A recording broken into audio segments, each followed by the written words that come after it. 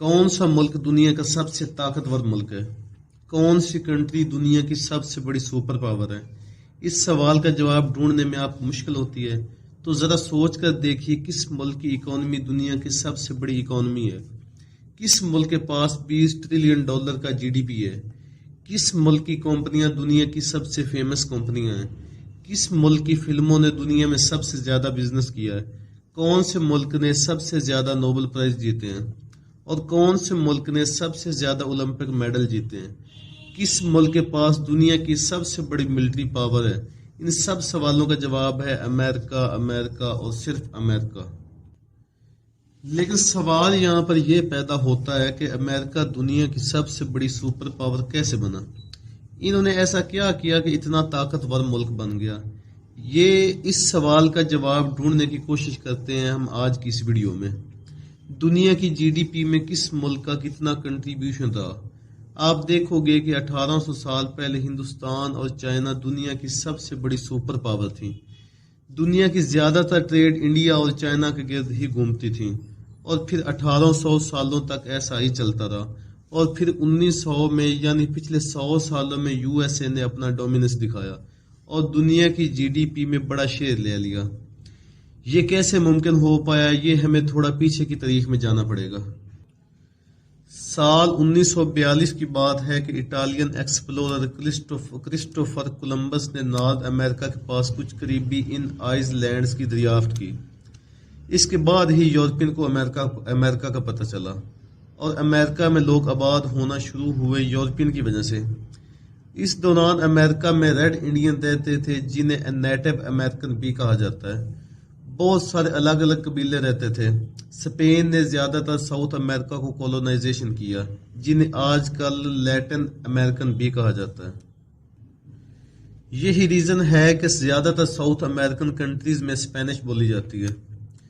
Britain तकरीबन 1600 में America में अपनी पहली कॉलोनी बनाई तो फ्रांस ने भी कॉलोनाइजेशन स्टार्ट की।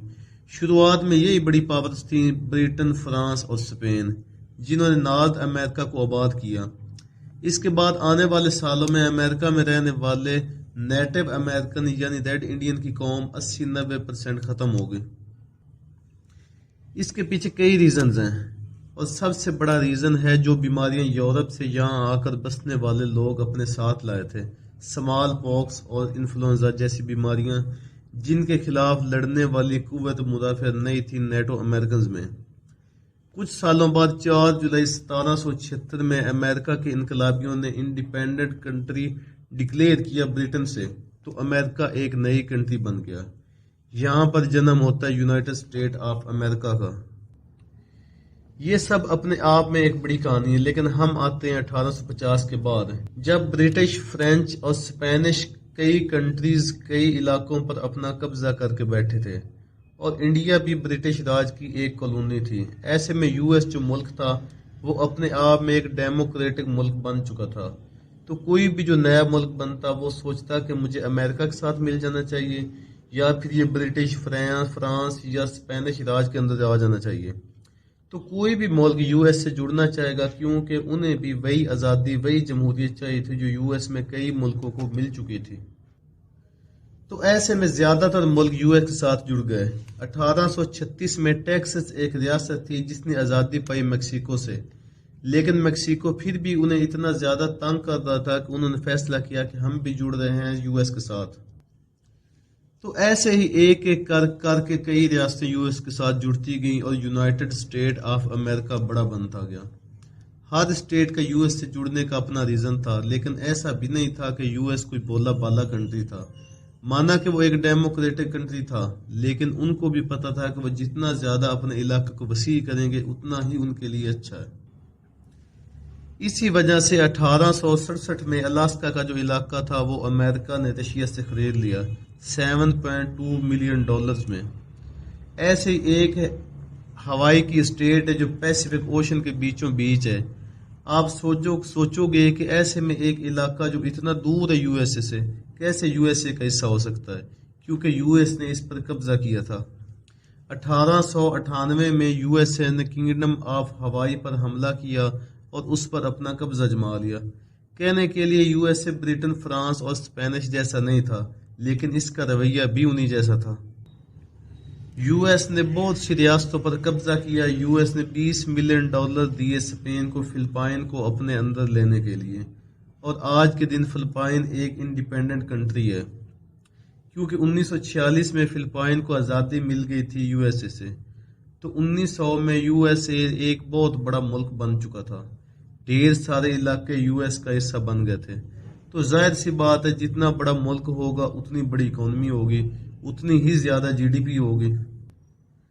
لیکن یہ تو صرف شروعات ہے، اصلی جادو ہوتا ہے 1900 اور 1950 کے درمیان۔ یاد ہے آپ کو کیا ہوا تھا؟ ان 50 سالوں میں دنیا میں 2 ورلڈ وارز ہوئی تھیں، اور یہ دونوں ورلڈ وار کہاں ہوئی تھی؟ یورپ میں ہوئی تھی۔ فرانس، جرمنی، یو کے، اسپین، اٹلی سب ایک دوسرے سے لڑائی کر رہے تھے، اور یو ایس دور علیحدہ بیٹھا تھا۔ حالانکہ یو ایس نے بھی حصہ لیا تھا ان ورلڈ وارز میں، لیکن بس ہتھیار سپلائی کیے تھے ان سارے ملکوں کو، مگر اس کے اپنے علاقے میں یہ لڑائی نہیں ہوئی۔ بہت سے امریکن سولجر بھی مارے گئے، لیکن اکنامکلی یو ایس کو زیادہ فرق نہیں پڑا۔ یو ایس اکلوتی ایسی کنٹری تھی جس نے پرافٹ کمایا ان ورلڈ وار سے۔ یو ایس نے جم کر ہتھیار بیچے ان کنٹریز کو، یہ مضبوط ہو گئے اور باقی سارے ملکوں میں تباہی پھر گئی۔ ایسا نہیں ہے کہ یو ایس نے کوئی ناجائز فائدہ اٹھانے کی کوشش کی ہے، بس چانس کی بات تھی کہ وہ پرافٹ میں رہا۔ یورپین کنٹریز کے درمیان ورلڈ وار چھڑی تو ان کو پتا تھا کہ ہماری کرنسی کا اب ستیہ ناش ہونے والا ہے، تو انہوں نے یو ایس ڈالر خرید کر رکھ لیے، کیونکہ ڈالر اس وقت ایک سٹیبل کرنسی تھی، تو اس طرح ڈالر کی ویلیو بڑھ گئی۔ 1944 میں ورلڈ وار 2 اپنے عروج پر تھی، تو 44 الائیڈ کنٹری ساتھ میں آئی اور انہوں نے ڈیسائیڈ کیا کہ ہم اپنی کرنسی کو ڈالر کے ساتھ لنک کرتے ہیں، اور ڈالر گولڈ کے ساتھ لنک تھا، تو پھر الائیڈ کنٹریز نے ورلڈ وار 2 جیتی، تو اس طرح یو ایس ڈالر ایک انٹرنیشنل کرنسی بھی بن گیا۔ 1950 کے بعد امریکہ اور سوویٹ یونین 2 سپر پاور بن گئی، اور یہاں شروعات ہوتی ہے کولڈ وار کی۔ یو ایس اور سوویٹ یونین کے درمیان جو جنگ چھڑی تھی اسے کولڈ وار کہتے ہیں۔ یہ ایک پروکسی وار تھی، مطلب ہم ڈائریکٹ اپنے ملکوں میں نہیں لڑیں گے بلکہ دوسرے ملکوں میں لڑیں گے۔